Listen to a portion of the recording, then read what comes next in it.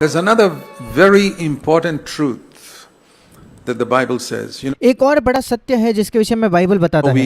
We're told that it's only as we see Jesus more clearly that we can be like him. हमें बताया गया है कि केवल जब हम यीशु को अधिक स्पष्टता से देखेंगे तभी हम उसके जैसे बन पाएंगे। 2 Corinthians 3 verse 18 says, दूसरा कुरिन्थियों 3:18 में लिखा है, the Holy Spirit shows us the glory of Jesus in his word. पवित्र आत्मा परमेश्वर के वचन में हमें यीशु की महिमा दिखाता है। The mirror is the word. वहाँ जो दर्पण या आईने का जिक्र है वो है परमेश्वर का वचन। Then he changes us into that likeness. तब वो हमें उस स्वरूप में बदलता है। I cannot be like him unless I see him. मैं उसके जैसा हो नहीं सकता, बन नहीं सकता जब तक मैं उसे और स्पष्टता से न देखूं। And even though the story of Jesus is in the 4 Gospels. और यद्यपि यीशु की कहानी तो चारों सुसमाचारों में है। So many Christians have read the 4 Gospels, even if they haven't read the rest of the New Testament. कई मसीहों ने चारों सुसमाचार पढ़े हैं, यद्यपि उन्होंने बचा हुआ नया नियम नहीं भी पढ़ा हुआ होगा तो।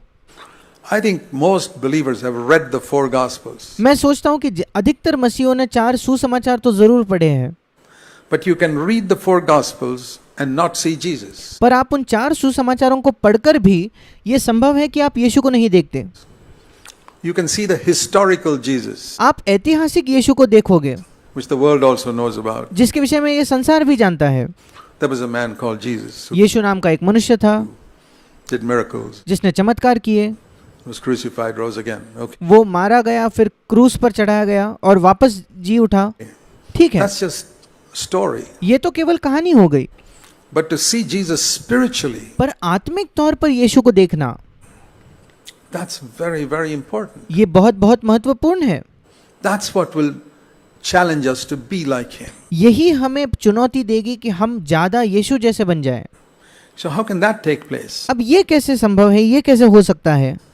So I want to show you a passage in John chapter 12. और इसलिए मैं आपको एक वचन दिखाना चाहता हूँ, यूहन्ना इसका 12वां अध्याय। In John chapter 12, यूहन्ना 12। this is the answer that Jesus himself gave. और ये वो उत्तर है जो खुद स्वयं यीशु ने दिया। How people can see him. लोग कैसे उसे देख सकते हैं? See John 12 यूहन्ना 12 and verse 20. 20 वचन। You know, the Jews had virtually rejected Jesus. यहूदियों ने तो मानो पूरा यीशु का इनकार ही कर दिया था। They hated him, the Pharisees, they wanted to kill him. वे उससे नफरत करते थे, विशेषकर फरीसी लोग वे उसकी हत्या करना चाहते थे। But there were people from another country, पर एक दूसरे देश के लोग थे, Greece. ग्रीस के लोग। We read in verse 20, there were certain Greeks हम 20 वचन में पढ़ते हैं कि वहाँ कुछ यूनानी थे who were probably proselyte Jews, जो शायद अन्य जाति होकर उन्होंने फिर यहूदी धर्म अपनाया था, who came up to worship at the feast. वे पर्व में आराधना करने आए थे। They were converted in Greece and became Jews. वे ग्रीस में रहते हुए वे यहूदी बन गए और फिर वो पर्व में आए। And they came to Philip, verse 21, and said, we want to see Jesus. और वे 20 वचन में फिलिपुस के पास आकर कहते हैं कि हम यीशु को देखना चाहते हैं। हिंदी में लिखा है कि हम यीशु से भेंट करना चाहते हैं, पर इंग्लिश में लिखा है कि हम यीशु को देखना चाहते हैं। Isn't that your desire? क्या ये आपकी इच्छा नहीं? We want to see Jesus. हम यीशु को देखना चाहते हैं। So Philip came and along with Andrew and told Jesus, there are some people from Greece. और फिलिपुस अंद्रयास के साथ आकर यीशु से कहता है कि ग्रीस से यूनानी लोग आए हैं Who want to see you. जो आपको देखना चाहते हैं। Now most preachers would be very excited अब अधिकतर प्रचारक तो ये सुनकर बड़े उत्साही हो जाते थे। if some foreigner wants to see them. अगर कोई फॉरेनर, कोई विदेशी आकर उनसे मिलना चाहे तो। Not Jesus. पर यीशु ऐसा नहीं था, He was not bothered by that. उसको इन बात से उसे कोई फर्क नहीं पड़ा। You can come from any part of the world. आप संसार के किसी भी क्षेत्र से आ सकते हो, किसी भी भाग से आ सकते हो। And he told them how they could see him. और यीशु ने उनसे कहा कि वे कैसे उसे देख सकते हैं। And that's what we need to learn. और वही हमें भी सीखने की जरूरत है। He says, unless, verse 24, a grain of wheat falls into the earth and dies. 24 वचन में वो कहता है, जब तक गेहूं का दाना भूमि में पड़कर मर नहीं जाता, it remains by itself alone. वो अकेला रहता है। Now, this is the answer to we want to see Jesus. अब ये उस प्रश्न का उत्तर है कि हमें यीशु को देखना है, हम यीशु को देखना चाहते हैं। But if it dies, it'll bear much fruit. परंतु जब वो मर जाता है गेहूं का दाना, तो बहुत फल लाता है। He who loves his life in this earth will lose it. यूहन्ना 12:25 जो अपने प्राण को प्रिय जानता है इस संसार में, वो उसे खो देता है। But he who hates his life in this earth will keep it to life eternal. और जो इस जगत में अपने प्राण को अप्रिय जानता है, वो अनंत जीवन के लिए उसकी रक्षा करेगा। So if anyone serves me, let him follow me. 26 वचन, यदि कोई मेरी सेवा करे तो मेरे पीछे हो ले, Where I am, there will my servant also be. और जहां मैं हूं वहां मेरा सेवक भी होगा। If any man serves me, the Father will honor him. यदि कोई मेरी सेवा करे तो पिता उसका आदर So करेगा। this is the way to see Jesus. अब यीशु को देखने का तरीका ये है, यीशु को देखने का ये मार्ग है।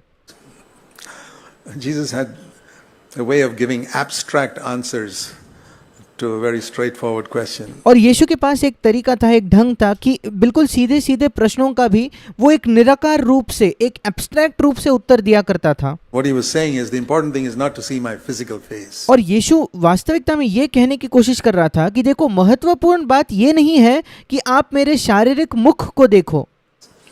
To see my physical face, everybody sees it. Even the Pharisees see it, and so many people see it. मेरे शारीरिक मुख को, मेरे शारीरिक चेहरे को तो हर कोई देख रहा है, फरीसी लोग भी उसे देखते हैं, सब कोई देखते हैं। But to really see me, पर वास्तविकता में मुझे देखने के लिए you must be willing to fall into the ground and die. आपकी इच्छा होनी चाहिए कि आप भूमि में पड़कर मरो, Like a grain of wheat. जैसे गेहूं का दाना मरता है। That means you must be willing to lose that earthly attractiveness that you have. And इसका मतलब आपके पास जो पृथ्वी के अनुसार एक आकर्षण है, आपके एक आकर्षण आप लोगों को अपने और करते हो, उसे छोड़ने की आप में इच्छा होनी चाहिए।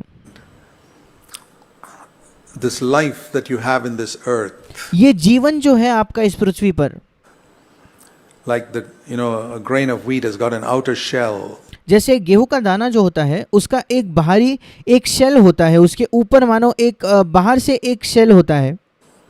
And when it goes into the ground, it cracks open. And when it cracks open, the life inside that grain comes up. और जब वो जमीन में जाता है तो वो जो बाहर का जो शेल है, बाहर का जो उसका कठोर हिस्सा है, वो टूट जाता है और उसके अंदर का जो जीवन है वो जमीन के नीचे बाहर आता है, The earth वो पृथ्वी से भी ऊपर आता है। and produces 100 grains of wheat. और फिर वो एक दाने से 100 दाने गेहूं के उत्पन्न होते हैं। That is the principle of all farming. सारे खेती बाड़ी का तो यही सिद्धांत है। One grain of wheat falls into the ground and it cracks open and the life inside comes out. गेहूं का एक दाना भूमि में पड़कर मर जाता है, उसका बाहरी सतह जो है वो टूटकर उसके अंदर का जो जीवन है उससे बाहर निकलता है। Now, if you don't let it go into the ground and fall into the ground and die, अब अगर आप उस गेहूं के दाने को भूमि में न पड़ने दोगे, उसे मरने ही नहीं दोगे, तो you take that grain of wheat and it's a beautiful grain of wheat and put it in a glass case and और अगर उस गेहूं के दाने को आप लोगे, आप कहोगे क्या ही सुंदर गेहूं का दाना है, उसे एक कांच में अच्छे से उसे सजा कर रखोगे, cupboard, कबर्ड में रख दोगे, it'll be a grain of wheat even वो केवल गेहूं का दाना ही रहेगा। after 100 years. 100 साल के बाद भी वो गेहूं का दाना ही रहेगा। But if you allow it to fall into the ground and die, पर अगर आप अनुमति देते हो कि वो भूमि में पड़कर मर जाता है, in 100 years it'll be 1,000,000 grains of wheat. 100 साल बाद आप देखोगे तो करोड़ों गेहूं के दाने बन जाएंगे।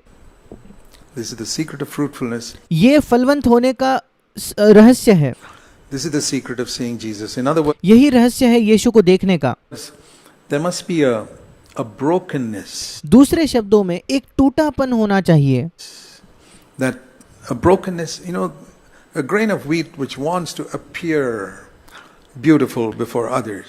एक टूटापन होना चाहिए। अगर एक गेहूं का दाना हो जो केवल ये चाहता है कि दूसरों के सामने वो बड़ा सुंदर गेहूं का दाना प्रस्तुत हो या सुंदर गेहूं के दाने समान दिखे, It'll never be willing to be broken or उसकी कभी ये तैयारी नहीं होगी कि वो टूट जाए to die या मरने की उसकी तैयारी नहीं होगी, because it's concerned about its testimony. क्योंकि उसकी ज्यादातर चिंता यही है, वो अपने गवाही के विषय में चिंतित है। Many Christians are more concerned about their testimony before others. Everybody must think I'm a spiritual man. अधिकतर मसीही ज्यादा उनको चिंता इसी बात की होती है, उनके गवाही की। हर एक व्यक्ति को यही समझना चाहिए कि मैं एक आत्मिक व्यक्ति हूँ, More than their desire to see Jesus. I want यीशु को देखने की उनकी इच्छा से भी ये इच्छा ज्यादा बड़ी होती है। to ask you honestly, मैं आपको ईमानदारी से प्रश्न करना चाहता हूँ, what is your greatest desire? आपकी सबसे बड़ी इच्छा क्या है? Is it that everybody in the church should think you're a very spiritual person? आपकी सबसे बड़ी लालसा क्या है? क्या वो ये है कि कलीसिया का हर एक व्यक्ति ये सोचे कि आप एक बड़े आत्मिक व्यक्ति हो, Or is it your passion to see Jesus? I या आपकी तीव्र इच्छा ये है, लालसा ये है कि आप यीशु को देखना चाहते हो? couldn't care less whether people think I'm spiritual or not. मुझे कोई फर्क नहीं पड़ता लोग मुझे आत्मिक सोचे या ना सोचे, It doesn't bother. I'm not interested in getting a reputation in the church. मुझे उससे कोई फर्क नहीं पड़ता। मुझे दिलचस्पी ही नहीं है कि मैं कलीसिया में कोई एक कीर्ति प्राप्त करूं। I want to see Jesus. मैं यीशु को देखना चाहता हूं। There are very few people like that, I tell you. ऐसे बहुत ही कम लोग होते हैं, मैं आपको बताना चाहता हूं। In all our CFC churches, even in people who have been in the CFC churches for many years, हमारे सारे CFC कलीसियाओं में, जो हमारे कलीसियाओं में कई वर्षों से रहे हैं, उनमें भी they have a desire to have a good testimony. ऐसे बहुत कम हैं जिनके ऐसे कई लोग हैं जिनके अंदर यही इच्छा है कि उनकी एक अच्छी गवाही हो। They are disturbed when they feel something has happened which will spoil my testimony. वे बहुत विचलित हो जाते हैं कि अगर ऐसा कुछ हो जाए जो उन्हें लगता है जिसकी वजह से मेरी गवाही थोड़ी खराब हो जाएगी। अच्छा, That's what you're concerned about. The Lord sees that. आपको इसी की चिंता है क्या? प्रभु इन बातों को देखता है। He says, that's what you're concerned. Okay, pursue that. ये प्रभु कहता है कि अच्छा तुम्हें इसी बात की चिंता है तो उसी के पीछे उसी को खोजो। But there are others who say, Lord, what people think about me is not important. पर ऐसे दूसरे लोग हैं जो कहते हैं प्रभु लोग मेरे विषय में क्या सोचते हैं ये बिल्कुल भी महत्वपूर्ण नहीं है। Because what you think about me, that's the only thing that's important. I want to see you more clearly because क्योंकि प्रभु जो तू मेरे विषय में सोचता है वही सबसे महत्वपूर्ण है, और इसलिए मैं तुझे स्पष्टता से देखना चाहता हूँ, क्योंकि that's the only way I'll become like you. ये इकलौता मार्ग है मैं तेरे जैसा बन पाऊँ, जिसके वजह से And the only way to see you is for me to lose my outward attractiveness and to be broken. और अगर आपको देखने का इकलौता मार्ग यही है कि मैं टूट जाऊं और मेरा बाहरी जो एक आकर्षक होने की मेरी एक क्षमता है वो चली जाए And misunderstood और मुझे गलतफहमी सहनी पड़े and reproached and और मुझे निंदा उठानी पड़े, rejoice in it. Jesus मैं उसमें आनंद मनाऊंगा। said, when you're reproached and misunderstood, rejoice. यीशु ने खुद कहा अगर जब निंदा तुम्हारी होती है और जब तुम गलत समझे जाते हो, तो गलत तुम्हारे साथ व्यवहार होता है, तब आनंद करो। I tell you, in my entire life, I may have seen 2 or 3 Christians like that. मैं आपको बताना चाहता हूँ मेरे पूरे जीवन में शायद मैंने 2 या 3 ही मसीही ऐसे देखे हैं। Most of them are so offended when people misunderstood me. Oh, अधिकतर लोगों को तो इतना बुरा लगता है कि अरे लोगों ने मुझे गलत समझा, they misunderstood me. I must do everything to justify myself. अरे उन्होंने मुझे गलत समझा, अब मुझे हर एक संभव प्रयास करना पड़ेगा अपने आप को धर्मी ठहराने के लिए, अपने आप को सही ठहराने के लिए। When will they ever be broken to see Jesus? कभी ऐसा कब होगा कि वे टूट जाएंगे और वे यीशु को देख पाएंगे? Brokenness is a wonderful thing. टूटापन ये एक अद्भुत बात है। Throughout Scripture, you find that you remember in the previous chapter, sorry, not the previous chapter, same chapter before he speaks about the grain of wheat falling into ground and dying. You see a picture of that in. और पूरे Bible में हम देखते हैं टूटापन एक अद्भुत बात है, और इसी अध्याय में जहाँ यीशु कहता है गेहूं के दाने के गिरकर मरने के विषय में, उसके ही पहले भी हम एक उदाहरण देखते हैं। Earlier on it says in the house of Bethany, chapter 12, verse 3. और 12वां अध्याय उसके 3रे वचन में लिखा है कि बेतनिया में एक घर के विषय में लिखा है, Mary was so grateful Maryam इतनी धन्यवादी थी that her brother Lazarus had been raised from the dead, कि उसका भाई जो लाजर है वो मृत्यु में से जिलाया गया था, that she took a pound of very costly perfume. कि उसने जटमासी का आधा सेर बहुमूल्य इत्र, बहुत महंगा इत्र लेकर, And that was in some type of bottle or jar, whatever they had those days. और वो किसी न किसी प्रकार की कुप्पी या बर्तन में रहा होगा जो उन दिनों होता था, And she had to break it in order to let that fragrance of the ointment come forth. और मरियम को वो बर्तन जिसमें इत्तर था उसे तोड़ना पड़ा और तभी उस इत्तर का जो सुगंध है वो बाहर आ पाता, Otherwise, it won't come forth. नहीं तो वो सुगंध कभी बाहर नहीं आता. There's always brokenness before. And then it says, when she did it, verse 3, the whole house was filled with the fragrance of the perfume. और जब उसने वो इत्र को तोड़ दिया उस बर्तन को, तब तीसरे वचन में लिखा है कि आखिरी भाग में, और इत्र की सुगंध से घर सुगंधित हो गया. You see another example of that earlier on in John chapter 6. और इसी का एक और उदाहरण हम इसके पहले देखते हैं यूहन्ना उसके 6 अध्याय में. In John chapter 6, यूहन्ना 6 में. now that's not very clearly written here. Maybe we should see the other story, same story of the feeding of the 5,000 in Matthew 14. अब इस वचन में वो इतने स्पष्टता से नहीं लिखा गया. उसी कहानी को, जो 5,000 लोगों को खिलाए जाने की कहानी को, हम मत्ती इसके 14 अध्याय में देखेंगे. In Matthew 14, मत्ती we 14 read here, हम यहाँ पढ़ते हैं. the feeding of the 5,000, which we see in John 6, is written in more detail. और जो 5,000 लोगों को खिलाने की जो कहानी यूहन्ना 6 में है वो ज़्यादा डिटेल में, ज़्यादा उसके वर्णन यहाँ किया गया है In Matthew 14. मत्ती 14 में. Remember, all the miracles that Jesus did, he was teaching his disciples something. याद रखिए, हर एक चमत्कार जो यीशु ने किया वो अपने शिष्यों को उसके उन चमत्कारों के द्वारा कुछ सिखाने की कोशिश कर रहा था. First of all, he was teaching that there's no problem that God cannot solve. सबसे पहले तो वो अपने शिष्यों को ये सिखा रहा था कि ऐसी कोई भी समस्या नहीं है जिसका परमेश्वर हल नहीं निकाल सके. That is the fundamental message in all the miracles. ये मूलभूत संदेश है सारे चमत्कारों में. Every miracle, there was one message. हर एक चमत्कार में एक ही संदेश था. No problem that God cannot solve. ऐसी कोई भी समस्या नहीं है जिसका हल परमेश्वर ना निकाल सके. He taught his disciples that for 3.5 years. उसने 3.5 वर्षों तक अपने शिष्यों को ये सिखाया. And if we have learned that, that solves a big problem in our life. That और अगर हम भी ये सीख जाए ये पाठ, तो ये हमारे जीवन में एक बहुत बड़ा हल, कई समस्याओं का हल निकलेगा. there's no problem God cannot solve. कि हम ये जानेंगे कि ऐसा कोई भी समस्या नहीं है जिसका हल परमेश्वर के पास नहीं है, जिसको परमेश्वर सही ना कर सके.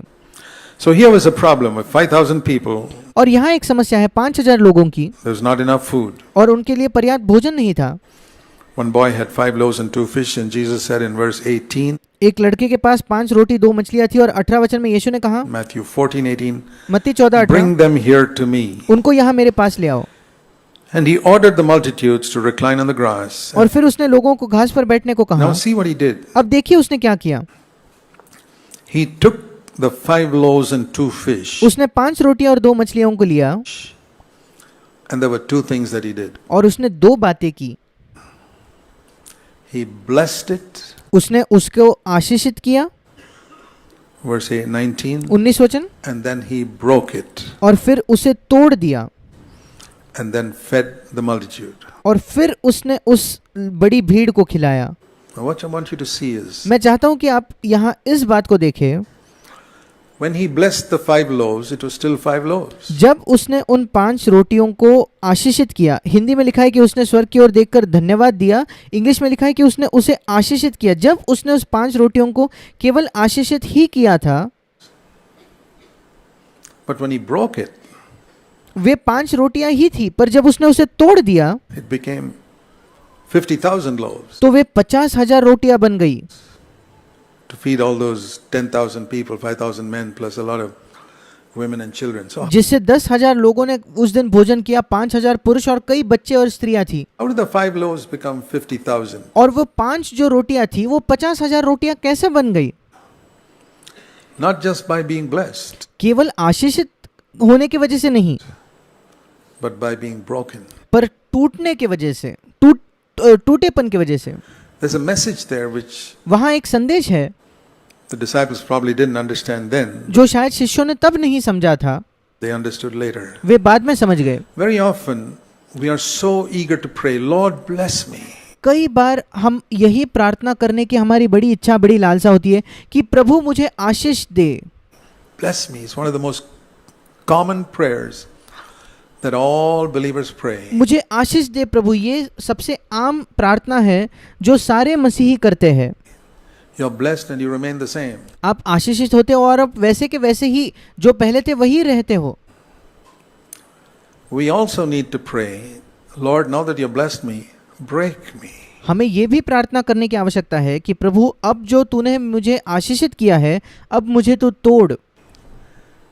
Then 5 will become 50,000. तब 5 जो है वे 50,000 हो जाएंगे। This is the secret. यही रहस्य है।